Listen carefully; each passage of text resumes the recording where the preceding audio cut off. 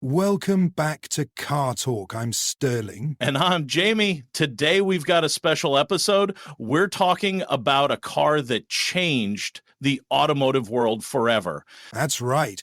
The Volkswagen Beetle, or simply the Bug, one of the most iconic and influential cars of the 20th century. It's hard to believe it's been around since the 1930s. What do you think makes it so special? I think it's the design.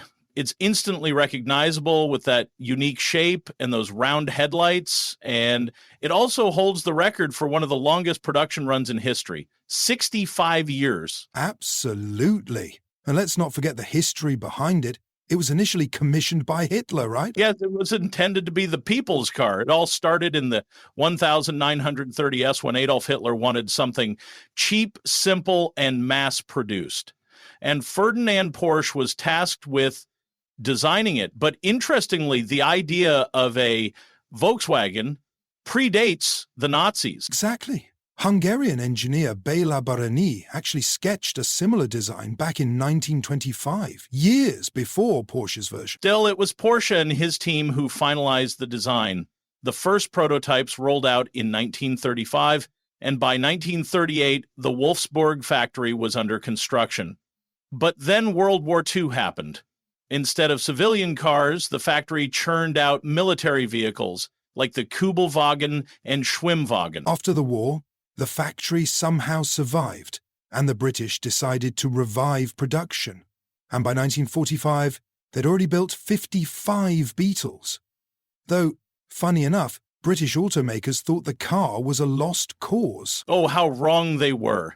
By 1955, they hit 1 million Beetles. And in 1972, it surpassed the Ford Model T to become the best-selling car ever at the time. And all this while, barely changing its design.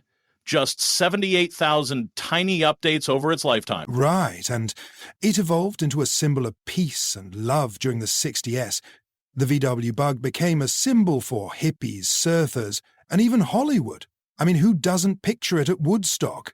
Who could forget Herbie, the lovable racing Beetle from Disney's The Love Bug? Exactly. And it's amazing how it became this canvas for personal expression.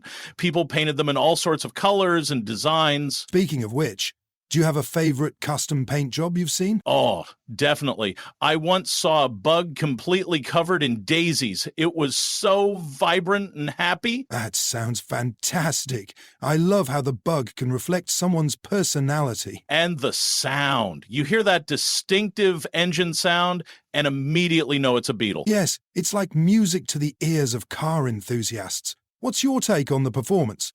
It's not a speed demon, but it's reliable and fun to drive. Perfect for cruising on a sunny day. Agreed.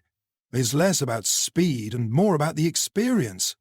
Have you ever driven one? Just once. I took a friend's Bug for a spin. It felt like I was driving a piece of history. Exactly. There's a certain nostalgia that comes with it.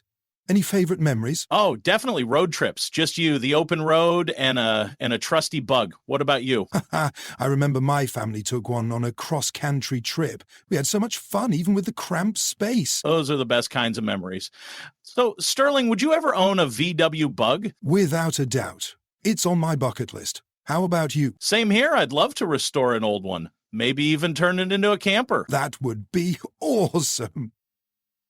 Imagine all the adventures you could have. Definitely. Well, that wraps up our discussion on the VW Bug. Any final thoughts? Just that it's more than a car. It's a legend. Thanks for tuning in, everyone. We'll catch you next time on Car Talk.